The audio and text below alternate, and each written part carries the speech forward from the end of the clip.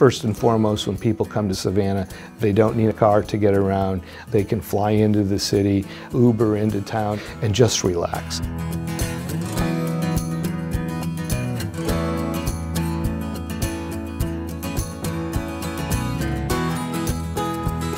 I think today, with the way that the product has evolved in terms of boutique-style hotels, wonderful restaurants, a great retail experience, more and more visitors are finding us from around the globe. Our retail experience is just exploding right now, and from a tremendous amount of local Savannah makers. We have about $7 billion of activities and growth and plans happening over the next 10 years, which is really exciting. From a tourism perspective, Perry Lane Hotel opening was really the first of that exciting growth. Having a local business here is wonderful. This business was started by my father and my uncles, initially in 1919. We've always made our own ice cream, toppings, chocolate, everything is all house-made. My dad used to tell me, during the Great Depression, Savannah didn't suffer like the rest of the United States did, he felt. And I asked him why. He said, because people helped each other. That still exists today. As Savannah grows, I feel we won't lose that. I mean, it's ingrained in the DNA here. And even though I've lived in other cities for long periods of time, I always came back. Savannah is very seductive. It typifies the very best in the Old South, at the same time having the best of the New South.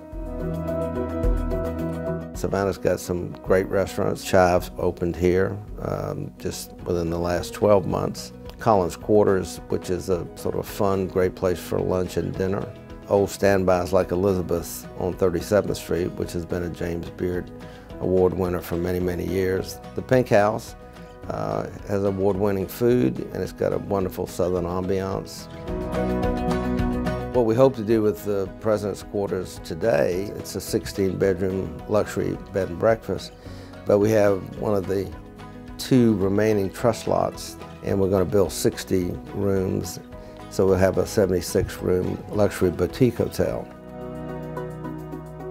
Our festival season really lasts throughout the year. We kick off in January with a mountain film festival and an ocean film festival, which really starts to bring people into town.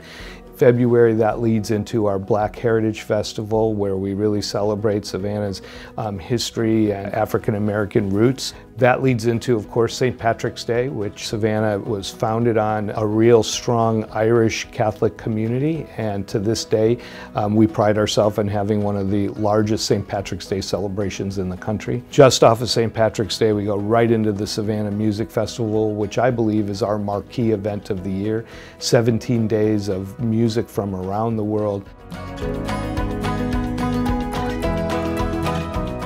The plant Riverside is Savannah's original power plant. It generated power for the city of Savannah for nearly 100 years.